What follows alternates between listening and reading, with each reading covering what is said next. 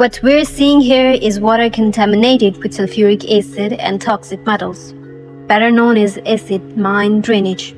And there are thousands of abandoned mines scattered across the American West, each with the potential to release contaminated water into vital rivers, lakes, and water supplies.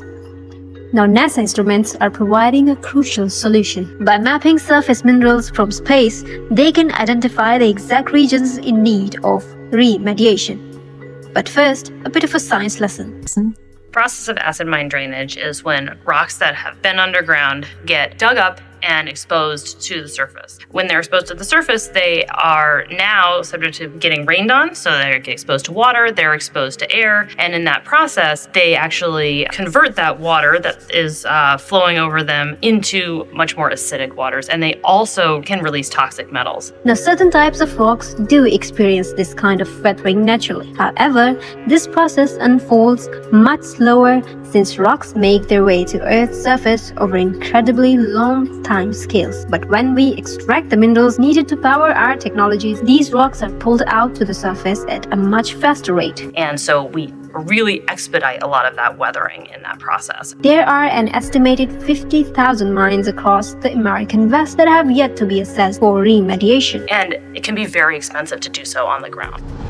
Launched in 2022, NASA's EMIT instrument is an imaging spectrometer, a NASA invention that is used to measure light that is both in the visible and infrared wavelengths.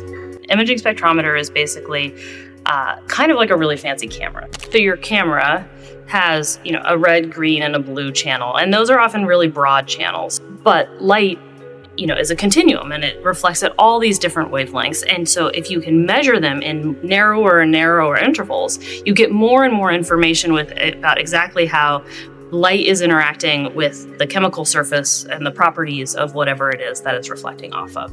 By using spectroscopy, instruments like EMIT can map large regions to detect mineral compositions indicative of acid mine drainage and its sources. And it's not just for rocks and minerals. Spectroscopy can be used to greatly broaden our understanding of our world. It's like a Swiss Army knife. There are so many things that people can use it for. We are doing things where people are looking at wastewater, people are looking at surface plastics in agriculture, people are looking at crop types and thinking about yields. And as with all NASA data, this information is free and open to the public.